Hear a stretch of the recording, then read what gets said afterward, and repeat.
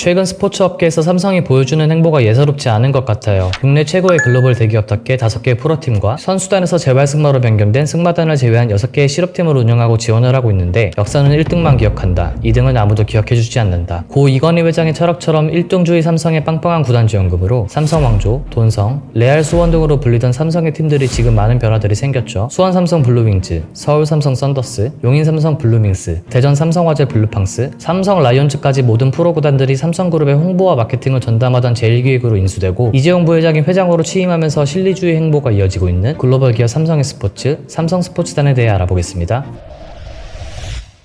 2022년 히트쳤던 드라마 재벌집 막내 아들의 모티브이자 대한민국 재계순위 1위, 전세계 기업 브랜드 가치 6위, 전세계 기업 시가총액 23위에 대한민국 최대 규모 다국적 기업으로 유명한 삼성은 이병철, 이건희 회장을 거쳐 현재 이재용 회장이 경영을 하고 있는데 삼성그룹은 크게 6가지 부분으로 전자, 전자계열, 바이오, 금융, 건설, 서비스로 나뉘어 운영되고 그중 몇몇 기업에서 사회 환원을 목적으로 스포츠 구단이나 실업팀을 운영하고 있어요. 이건희 회장은 과거 레슬링 선수 이력을 가지고 있고 이재용 회장은 삼성 라이온즈에서 재용불패라는 별명을 가지고 있을 정도로 이건희 이재용 부자는 스포츠를 좋아하는 걸로 유명하거든요. 과거 프로와 실업팀을 합쳐 13종목 15팀을 운영하다 승마단 포함 4개 팀이 해체되면서 현재 10개 종목 11개 팀을 운영하고 있는데 2015년, 정확히는 2016년부터 삼성이 운영하는 스포츠 구단들의 부진이 눈에 띄게 보이기 시작하며 팬들의 원성이 날로 높아지고 있어요. 여론을 보면 현 상황의 문제점을 각 계열사에서 운영 중인 프로구단의 컨트롤 타워인 삼성스포츠단이 제1기획으로 이관된 시점이라 보거든요. 이 상황을 정리하면 경영의 방식이 바뀌고 지원과 투자가 줄면서 성적 부진으로 왔다. 이렇게 3가지로 나눠볼 수 있을 것 같아요. 첫 번째로 3세 경영 시대가 오면서 철학과 방식의 변화가 있었거든요. 1987년부터 시작된 이건희 회장 재임 기간의 삼성은 500억 원 상당의 불량 핸드폰 15만 대를 불지를 정도의 굳은 결의를 가진 제조업, 반도체를 중심으로 하는 1등주의로 해외 중 특히 미국과 유럽으로 진출하는 시기였거든요. 세계적인 대회인 올림픽이나 프리미어리그 첼시에 스폰을 하며 삼성이라는 이름을 알리는 데 있어 스포츠 마케팅으로 많은 효과를 보기에 좋은 시기이기도 하고요. 앞에 나왔던 것처럼 과거 레슬링 선수 출신이며 IOC 위원까지 할 정도로 스포츠를 좋아하고 역사는 1등만 기억하고 2등은 아무도 기억하지 않는다는 기업 이념이자 이건희 회장의 철학 또한 1등이 눈에 명확히 보이는 스포츠에 더 많은 투자를 하고 이념을 실천했다라고 볼 수 있을 것 같아요. 2014년 이건희 회장이 심근경색으로 쓰러지고 아들 이재용 회장이 본격적으로 경영 전면에 나서면서 아버지랑 다르게 필요한 것에 돈을 쓰고 필요 없는 것에 돈을 아끼자의 실리주의로 선택과 집중에 초점을 맞춘 경영 방식이 보이고 있거든요. 삼성그룹의 계열사이자 광고 대행사이자 마케팅 회사인 제1기획으로 프로 종목 4가지 5개 팀이 모두 이관됐고 2015년 삼성중공업 럭비단, 삼성증권 테니스단 해체, 2017년 삼성 갤럭시 프로게임단이 해체됐어요. 야구, 축구부터 시작해서 배구까지 실력 있는 선수를 미친듯이 영입하고 안전병이조차 일어나게 만든다는 선수 생명 연장을 위한 재활 공간인 삼성 트레이닝 센터 등 그룹 자체에서 스포츠를 위해, 선수를 위해, 국민들을 위해 엄청난 돈을 써가며 지원을 했던 과거에 비해 선수 영입, 육성에 소극적으로 변하면서 스포츠 자체에 지원하는 폭이 많이 줄었다고 하거든요. 지원금이 줄었다는 말은 삼성그룹 차원에서의 투자가 줄었다고 해석할 수 있을 것 같은데 과거 대한체육회부터 대한빙상경기연맹, KFA, K리그, KBO, KBL, 축구 국가대표팀, AFC, 첼시,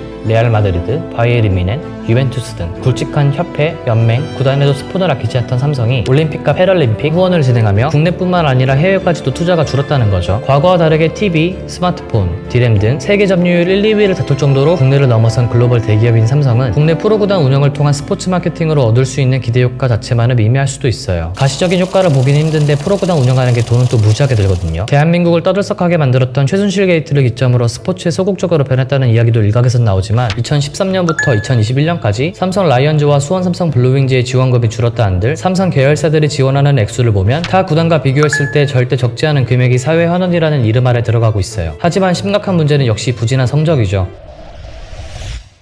국내 프로야구를 보면 10개 구단 중 키움 히어로즈를 제외한 9개 구단은 국내 굵직한 대기업이 운영을 하고 100억 단위의 지원금이 들어가고 있거든요. 그럼에도 삼성에서 운영하는 프로구단들의 초라한 성적은 22-23 시즌에 삼성화재 블루팡스, 삼성 썬더스 꼴찌, 삼성생명 블루윙즈 6개 구단 중 3위, 진행되고 있는 23 시즌에 수원 삼성 블루윙즈 꼴찌, 삼성 라이온즈 10개 구단 중 7위. 팬들도 팬심의 트럭 시위나 모집 말들이 나오고 막대한 지원금을 통해 역대 프로스포츠 전적을 갈아치우던 과거와는 다르게 지원금의 문제일지, 구단 운영의 문제일지, 악순환의 굴레에 빠져있는 있는 것 같아요. 삼성의 모태는 제조업체, 특히 제조나 금융으로 전문화된 삼성전자, 삼성화재, 삼성생명에게 스포츠 마케팅을 꾸준히 진행한다는 게 조금은 벅찬 존재일 수 있거든요. 홍보와 마케팅을 전문적으로 하는 제1기획으로 프로구단들을 이관하고 적자인 구단들에게 나가는 돈을 줄이고 자생력을 키우며 마케팅을 활성화시키고 해외 선진 프로스포츠처럼 키워보자는 목적을 가지자는 건데 운영 자체에 문제가 있다. 목적과는 다르게 실패한 게 아니냐는 말도 나오고 있어요. 몇백억을 써가며 미미한 영업이 또는 적자가 나는 기업을 대기업이 몇십 년째 운영을 한다는 게 한편으로는 아이러니하긴 하죠. 결국 팬들도 뿔난 이유는 우승 그리고 팬들의 즐길 거리를 목적으로 하는 운영이 아닌 지원금을 주고 사회환원을 하고 있다는 자기위로식 운영으로 보이기 때문인 것 같아요. 아버지의 뜻과 함께 물려받은 스포츠구단과 실업팀들을 사회환원 목적으로 돈을 쓰면서까지 욕먹는 상황이 골칫거리처럼 느껴질 수 있지만 사업 가치가 분명히 존재하는 구단을 기업체로서 운영하는 방법까지 깊이 생각해볼 필요가 있을 것 같아요. 적자나는 구단을 흑자 구조로 바꾼다. 자생력이라는 것 자체가 시장에서 경쟁 우위와 파이를 가지는 거잖아요. 흑자 운영을 하고 있는 작은 축구 클럽들이 모여 시작된 유럽의 축구 구단과 영국에서 온 이민자들의 스포츠에서 병현된 미국의 프로스포츠 구단들과는 태생에 있어 차이점이 존재하기에 직접적인 비교를 할 수는 없지만 스포츠 구단은 기본적으로 B2C로 시작해 B2B를 거쳐 B2C로 가는 반복되는 형태를 띠고 있어요. 삼성의 경우 모기업에서 지원해줄 수 있는 여력이 있기에 풀을 키워 모기업을 포함한 타기업의 스폰을 받고 투자풀을 더 늘려 선순환을 위한 유소년 교육과 함께 국내로 진출하려는 해외 기업들의 스폰을 받으며 글로벌 팬의 유입으로까지 확장시킨다면 기업들의 상품과 인지도를 따라가는 더 많은 팬들이 경기장을 찾을 테고 적자를 벗어난 흑자 구단으로서 더할 나위 없이 이상적인 플랜이 될 텐데 물론 스포츠 외에도 즐길 거리는 점점 다양해지고 있어요. 스포츠 경기 관람, 시청이라는 것도 문화생활, 여가, 레저에 포함이 될 텐데 예를 들어 5만원이라는 돈을 가지고 취미생활을 즐기려고 할 때 특히 놀거리가 많다는 한국에선 옵션이 굉장히 많으니 관람을 하는 행위 자체가 다른 여가보다 경쟁 우위를 가져야 한다는 거죠. 카페도, 식당도,